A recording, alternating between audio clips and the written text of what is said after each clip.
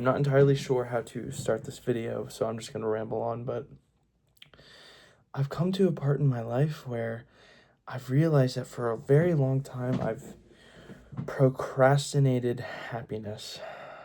I've procrastinated achieving it, and letting it fill me on a day-to-day basis.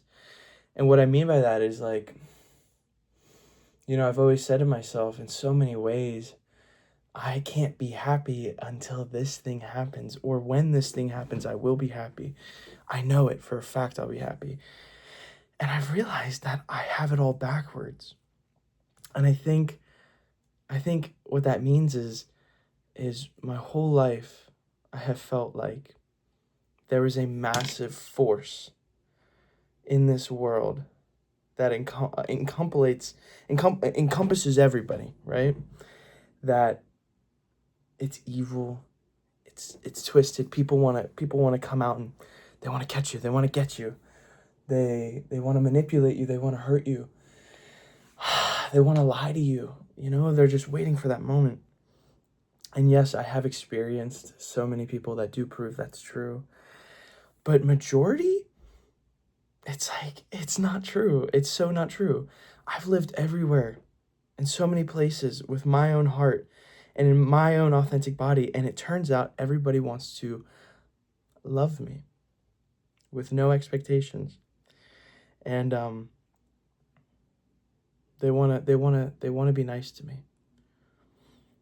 I've spent time in some of the worst cities in this country, and people say, "Oh, everyone's so bad here. It's so bad. You're going to hate it. Everyone's just so vicious and so mean."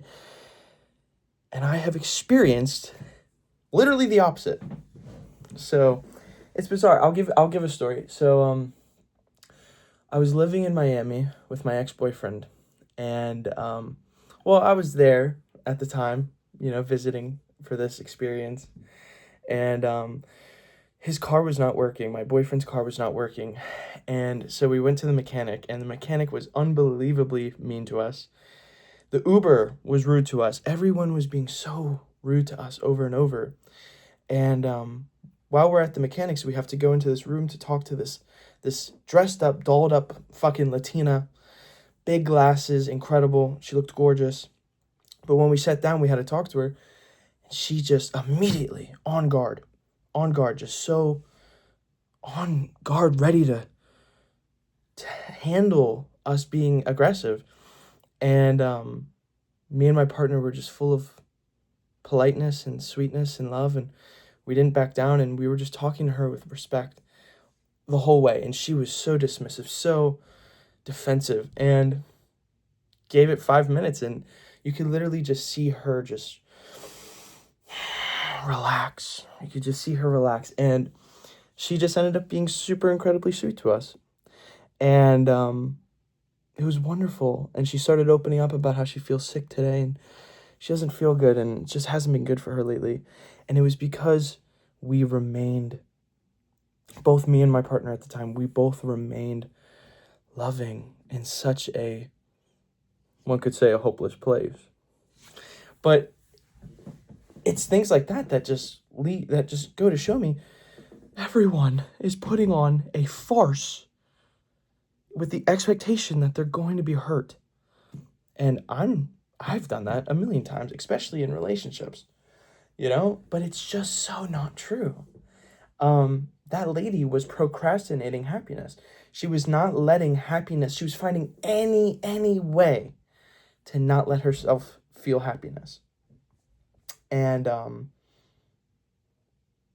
it's just so bizarre. Like, every other time in my life, I've always, if someone were asking me, like, how is life going, I would say, this is a very weird phase of my life. It's just such a weird phase. And for the first time in my life, I can actually say it's not. Like, this phase in my life feels so clear. It feels like all the losses were necessary. It feels like all the heartbreak was just clarity. I can't describe it. It's not a weird time. And so within that time, I'm realizing that happiness is easier to find when I'm not actively trying to limit it. and say, happiness can only happen if he says this to me. Happiness can only happen if I lose 20 pounds. Happiness can only happen if I'm not in this place, living in this place. Fuck this place. And it's just, it's like not doing homework that you know you have to do, you know? You're procrastinating happiness. And, yeah, don't worry. I'm a little bit chopped right now with this haircut. But you're procrastinating happiness. And that's just not true. It's just not the way to be. That's not the authentic way to be with the universe. Simply because I'm not going to idolize a future that I may not even have. Dominic, you can be happy when you could squat 250 pounds.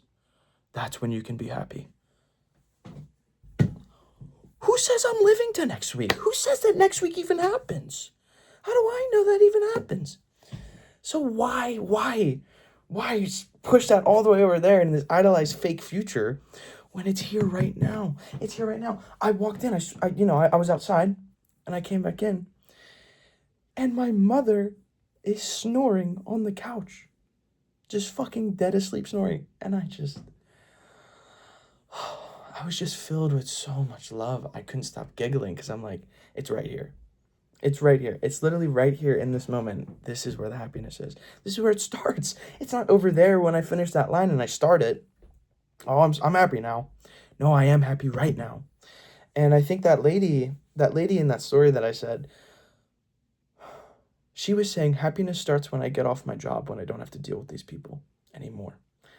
But it didn't have to be that way. You know, we approached as warm people. We approached her as loving people that are not going to get mad at her. And she realized, I can be happy right now with these people, right here. And I thought it was just so beautiful to watch that.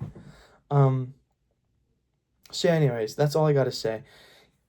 Really what it does, how it started with me is just waking up and throughout your whole day, thanking God for everything that you have. Every moment, all the time, when you can remember, because it brings you back in your body. It brings you back here and it calms you, you know? Like, you could sit in your head all day and think about the past and the future all day long. But the moment that you say, thank you, Heavenly Father, for this fucking stupid, faggoty, gay scarf. Thank you.